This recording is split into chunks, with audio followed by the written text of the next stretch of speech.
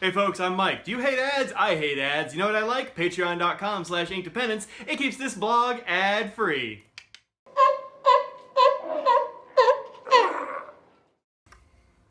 Hello folks, and welcome to an Inkdependence.com brief video review and water drop test. This time we've got Tekker. It's another one of these Tekker inks. Comes in a bottle like so. This is called Smokin Hot, and I named that after a nail polish. I tightened this really hard there, I guess.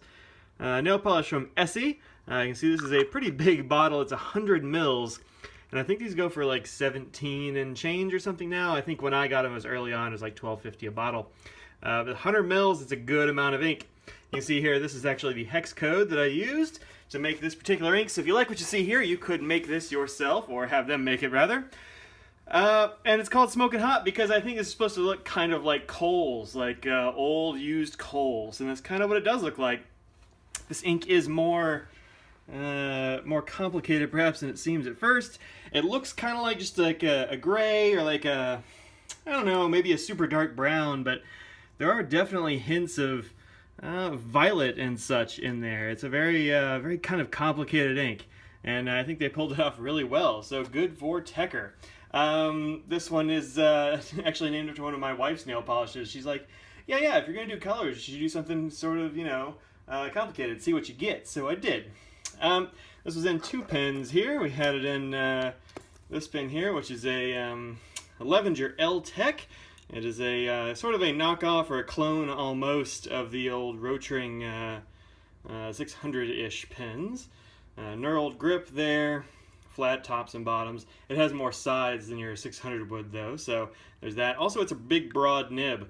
And I was using it in that pen for quite a while, and I was getting this awesome flow. It's got great flow, and it's also got like a really nice depth of color, I think. But it was very dark, so I wanted to see what else would happen if I used like a smaller nib. So I put it in this Pilot Knight. The Knight is kind of the upscaled version of the Metro, I suppose. It's got the same nib and everything, just a big metal body, a much more kind of awesome clip there. There's the nib that I'm sure you're familiar with because you've seen, Metro. It's got the same feed assembly and all that jazz, just an upscaled body. I picked this up at a pen show for I think $25 last year, so you can get this sort of pen not that expensively. It's got the same nib and everything, but it's got a nice mechanical clip, articulated springy guy there, and a much nicer pen I think than the Metro for a little bit more extra cost. The street price on this though, if you buy it from a store, is something like $65 or something, which I think is way overpriced. But anyway, it's a medium nib, and it's a bit drier, definitely a lot drier than the L-Tech there. So there you go. I think it is a pretty cool ink. It comes out well on this paper. I got some Tomoe River paper recently, and so I thought I'd try it out there as well. Let me get this here. I haven't used it before. The only problem with this paper is like trying to keep it from getting wrinkledy. But there you go. That's it there with both pens. You can definitely see that this one is a lot more gray. There's a lot more gray tones in it than the other. But there you go. Also a few others. This is Piazza Cake, which is the other Tekker I've got going. I haven't actually written the review of that one yet, but I also quite like it. It's kind of a tomatoey red. Anyway, there you go. Then Majestic Blue, a few others. And this one I put down to see if it's dry now. Yeah, it's kind of dry now. This is the only one I've actually had bleed through. This is from the DC show last year, and somebody on a Slack channel was using this method. And they say it's really popular in Korean fountain pen circles, so I thought I'd give it a shot. You just tend to take the paper and dab it on the lip of the, I guess on the rim of the bottle, and then you sort of write what it is on the inside. And that's cool. It did bleed through Tomoe River, which is really impressive. I mean, nothing else did. Well, that one came close. What is that? Oh, Burning Red. Yeah, Burning Red, I guess I'm not surprised, but man, look at that. Crazy, huh? Anyway, there you go. That's the Tomoe River sample. Actually, let's get this in the sun. We can get this over here. Move my whole apparatus. There it is. Yes. You can definitely see the shimmer from Shimmering Seas here. I'm not seeing it on the screen. I'm seeing it in real life. There's some there. I don't know if I can see it. We'll have to see what this video looks like when it's not in a phone. But yeah, it's a really nice, like, dark, smoky color, Smokin Hot. This is one I definitely recommend. I actually like it quite a lot. Now let's move you back over here. Hopefully it's kind of in the same spot. Looks pretty good. It's probably a tripod. You got to move the whole shebang if you move anything. All right, so let's look at some comparisons here. I'll zoom in again. There we go. I've got Smokin Hot next to Kiwaguro, which is my favorite black, actually. It's nanoparticle ink. It is waterproof. It doesn't smear. It dries quickly. It's good stuff. At least I don't think it smears. Yeah, no smearing. Some of these nanoparticle inks, like I think platinum carbon, will smear a little bit after you get it dried, but this one doesn't. Sailor Blue Black, Diamine Onyx Black, Dark Lilac, which is totally different, of course, Midnight Majestic Blue, Shimmering Seas, and Yard OLED Blue Black, which is looks really actually more like this than this. This is just kind of dried out a bit, and I shimmed the nib, so it, you know, made the flow better, and it looks more like this. Anyway, there you go. All right, so you can see it's kind of more complicated. I don't know if it's a brown or a black or a gray or what. It's a weird ink, weird color, but you know, I made it, so there you go. That's cool. Get some water on the page here. One story I can tell about this ink while we're waiting for this to water test is that I had the lid of this L-Tech come off in my pocket. It's the first time it's ever happened. It was clipped on the outside, on the edge of my jeans, or no, my some shorts pockets. And it unscrewed itself somehow, and yeah, bled this Tekker ink all into the pocket of my shorts. It bled it into like the seam on a cargo pocket. It was a mess. And I noticed because I reached in and like my hands came out. I got poked by the nib. I was like, oh no.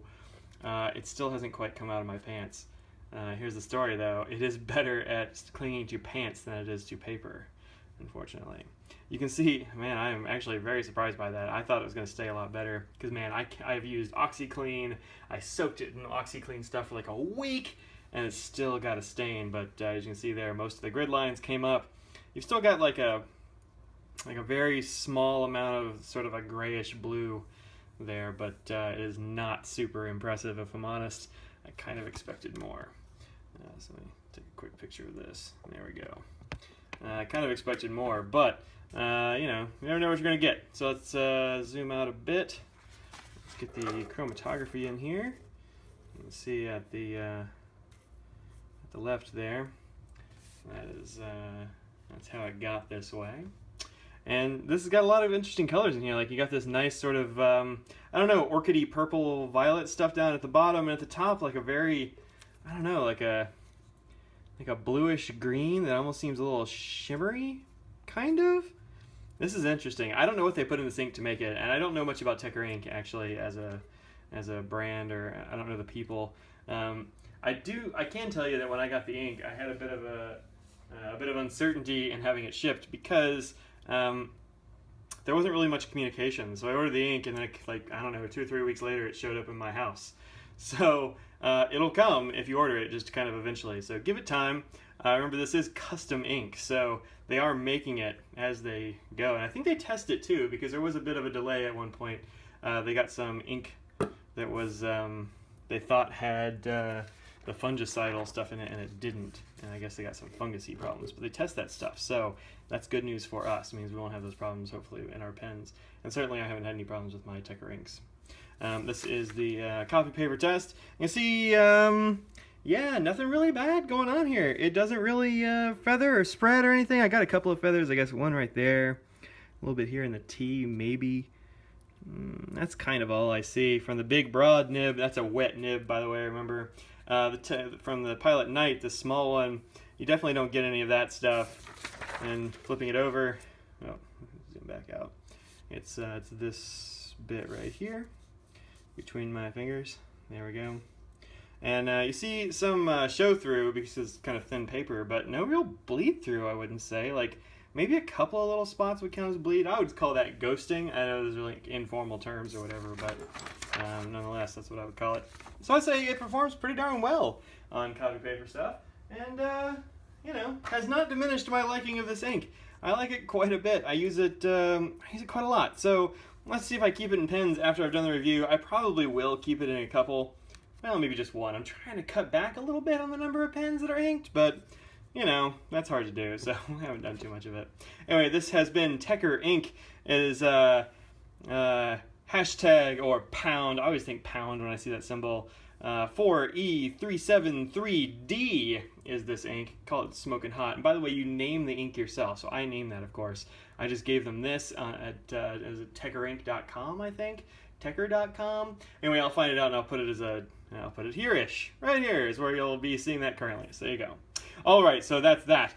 This is Mike. This is Inkdependent, or I am Mike. This is Inkdependence. This is Tekker Smokin Hot. And if you enjoy this blog and would like to help it out, then please go over to www.patreon.com/Inkdependence to find out how you can help to support the blog with your cash money donations. It'll be a recurring donation. It'll be quick, painless, and easy. So if you enjoy the blog, hook me up. If not, that's cool. I'll see you next time. Peace out, y'all.